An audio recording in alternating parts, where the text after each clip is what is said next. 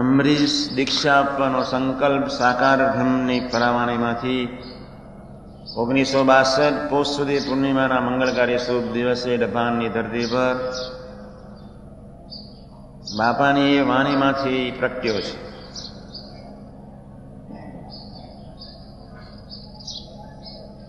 ખૂબ ધ્યાન રાખજો. ભવૈયાનો કોઈ વેહ ભજવવા માટેનો આ કોઈ શબ્દ નથી, કોઈ એનો ડ્રેસ નથી, પણ યોગીજી મહારાજનો અંતરતમ રાજીપો મેળવવાના કોઈ મંગલકારી હેતુથી આપણે બધા જયારે ઝઝૂમી રહ્યા છે ત્યારે આપણા અંતરને વિશે એક જ ભાવ સહજ પ્રગટાવતા રહેજો, પ્રગટાવેલો રાખજો. હું બાપાનો, બાપા મારા.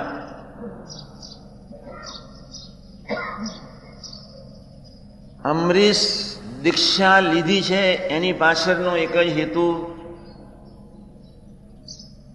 નહીં કે લોક રીઝવવા માટે, નહીં કે મન રીઝવવા માટે, નહીં કે બુદ્ધિ રીઝવવા માટે. નાલાયક અબજો વર્ષથી મન બુદ્ધિના કહેવા એવા છે જ. ગ્રહસ્થ માત્ર લોક રીઝવવા માટે જ 100% દાખલો કરતા જ હોય છે. સાધકો કે સંતો એના શિષ્યોને જ રાજી કરવા માટે 100% રાજી કરવા પ્રયત્ન કરતા જ હોય છે. અબજો વર્ષના અહંતાના એક નાલાયક સંસ્કારોના ફળ સ્વરૂપે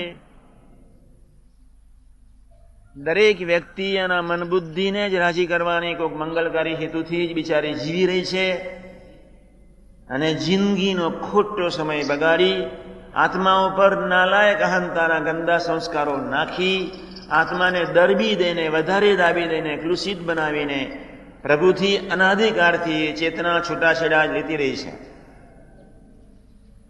ખૂબ સજાગ રહેજો.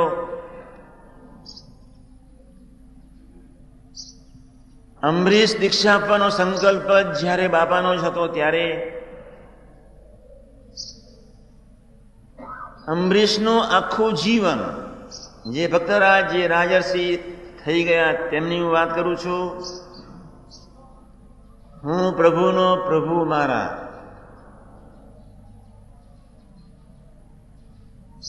પ્રભુ જ મારું જીવન, પ્રભુની ભક્તિ જ મારું જીવન. મુંબઈના કે વડોદરાના શિષ્યોને કહેવા પડી ગયો હોય છે કે અમારે માટે કોક ભજન કરે, કોક યજ્ઞ કરે, કોક બધી વિધિઓ કરે, બ્રાહ્મણો રાખે.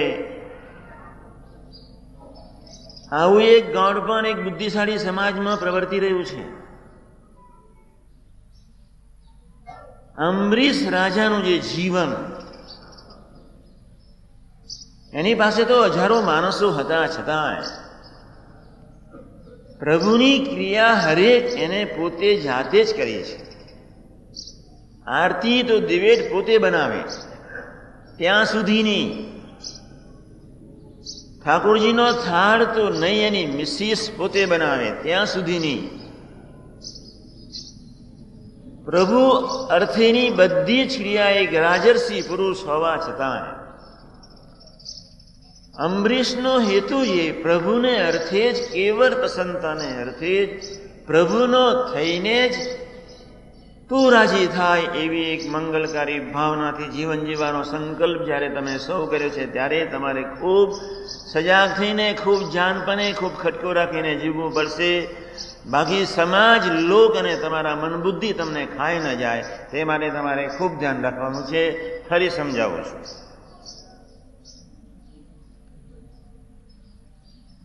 દરેક વ્યક્તિ લોક રીઝવવા માટે જ પ્રયત્ન કરતી જ હોય છે.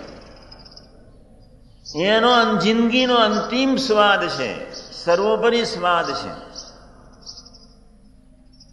માનવીના શરીરનો મોટા મોટો રોગ છે બીજાને સમજાવી નાખવાનો, બીજાને રાજી કરવાનો. સાધકોના જીવનનો મોટામાં મોટો રોગ છે, સ્વાદ છે, કોઈ ધ્યેય છે, એનો કોઈ પ્રાણ છે. બીજાને સમજાવી નાખવાનો, બીજાને સુધારી નાખવાનો, બીજાને જ રાજી કરવાનો, સ્વસ્વારૂપે જીવવાનો, મોહબ્બતે જીવવાનો. માનવ આત્માઓને અબજો વર્ષથી આ એક રોગ વળગેલો છે. ત્યાં અમરીશ શબ્દ એક તદ્દન જુદો પડે છે.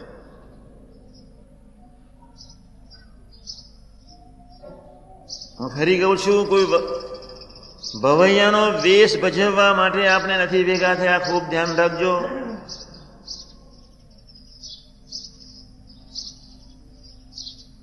કોઈ આધ્યાત્મિક મહત્વાકાંક્ષાને પોષવા માટે મેં તમને નથી ભેગા કર્યા. ખૂબ ધ્યાન રાખજો. સમાજમાં કોઈક અમરીશને એક સમાજ ઉભો કરીને ધજાગરો કરવાના કોઈ હેતુથી મેં તમને નથી ભેગા કર્યા. 1000 ને બદલે 10 હશે તો બી મારે ચાલશે. મારો એક શબ્દ નોંધી લેજો. પણ જે ભાવના હું અત્યારે મૂકું છું એ ભાવના પ્રમાણે જીવવા માટે સવારે કે રાત્રે દિવસ દરમિયાન ગમે ત્યારે પણ પ્રાર્થના કરવાની છે જ, ખટકો રાખવાનો છે, સુરુચિ રાખવાની છે જ, જાગૃત કરવાનું છે જ. ભૂલ થઈ જાય તો રાત્રે પ્રાયશ્ચિત સ્વરૂપે પ્રાર્થના કરીને એક ટંક ઓછું ખાઈને પણ સુવાનું છે. અબજો વર્ષોનો માનવીનો એક નાલાયક રોગ આ એક જ, બીજાને જ રીઝવવાનો, બીજાને સમજાવવાનો, બીજાને સુધારી દેવાનો. હું જયારે સુધરું ત્યારે, હું જયારે જીવું ત્યારે. આ એક જ રોગની પૂર્ણાહુતિ અને નામ અમરીશ જીવન.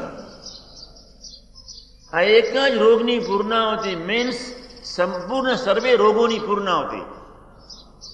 આ એક જ રોગની પૂર્ણાહુતિ મીન્સ સ્થૂળ સૂક્ષ્મ કારણ ને મહાકારણના દેહોથી પરનું એક જીવન. આ એક જ રોગની પૂર્ણાહુતિ મીન્સ અક્ષરના અનાદિ મહામુક્તનું જીવન.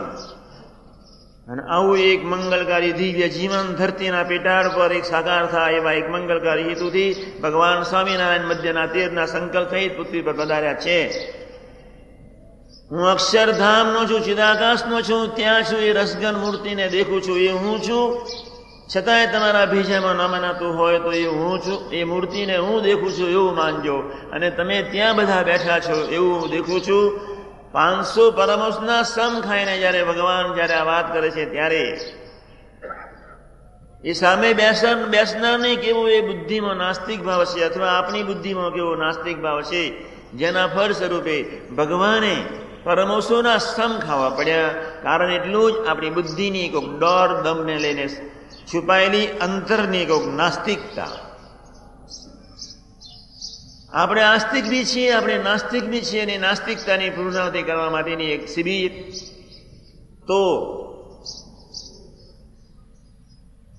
ગ્રહસ્થોને એના વ્યવહારમાં ત્યાં રહેવાનું છે જ, એના કુટુંબીઓના લગ્નમાં જવાનું છે જ, પ્રભુના કાયદે રહીને જીવવાનું છે, પ્રભુના કાયદે રહીને. પંચ વર્તમાને યુક્ત શુદ્ધ સાત્વિક આહાર વિહાર શિક્ષાપત્રીના પ્રમાણે કોઈની જાનમાં બી જવાનું થાય, લગ્નમાં બી શાદી ગમે ત્યાં જવાનું થાય, પણ લોકની બાબતે કરીને લોકને તમારા સગા સંબંધીને રીઝવવા માટે, તમારા મન બુદ્ધિને રીઝવવા માટે, ત્યારે તમારા અમરીશ જીવનની પૂર્ણાહુતિ અથવા અમરીશ ભક્તિની પૂર્ણાહુતિ અથવા અમરીશ જીવનને ન છાજે તેવું અથવા કલંકિત બનાવે તેવું તમારું આચરણ ક્યારેય નહીં બનવું જોઈએ. ખૂબ ધ્યાન રાખજો. અમરીશને બીજી વાત સમજાવું છું.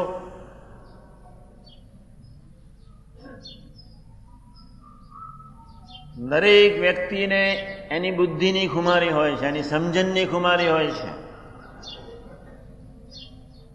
એની લક્ષ્મીની ખુમારી હોય છે. મારુતિમાં કોઈ બેઠો એટલે સાયકલ વાળાની બહુ પડી ન હોય, અને મર્સિડીઝમાં બેઠો એને મારુતિની પડી ન હોય. અનાદિકાળના એક ગંદા નાલાયક હેવા લઈને ચેતના બિચારો ફરી રહ્યો છે.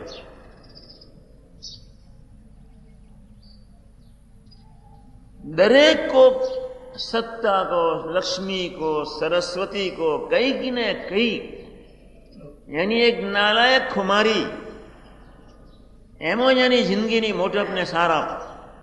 કોક લક્ષ્મીપતિને એની લક્ષ્મીનો જ કેફ, એવા અનંત પ્રકારના કેફ. કોક સાધુ એને ધર્મનો કેફ, સાધુ એને જ્ઞાનનો કેફ, સાધુ એને વૈરાગનો કેફ, સાધુ એને ભક્તિનો કેફ. વિવિધ પ્રકારના કેફ, વિવિધ પ્રકારની સમજણો લઈને માનવી એની અહંતાનું પોષણ કરીને હરેક સેકન્ડે જીવી રહ્યો છે. અંબરીશ ત્યાંથી જુદો પડે છે. ભવાઈ નથી કરી, ધ્યાન રાખજો, મારે ત્રીજી વખત કહેવું પડે છે. સાધુ હરિપ્રસાદે કોઈ મહત્વાકાંક્ષાને પોષણ કરવા માટે તમને નથી બોલાવ્યા, ધ્યાન રાખજો. મારા શબ્દોની સમજ ન પડે તો પ્રાદેશિક સંતો પાસે ફરી પ્રવચનો સાંભળી લેજો, સમજી લેજો. પણ અંબરીશના જીવનમાં એક જ કેફ હતો, ભગવાનની સેવા ક્યાંથી?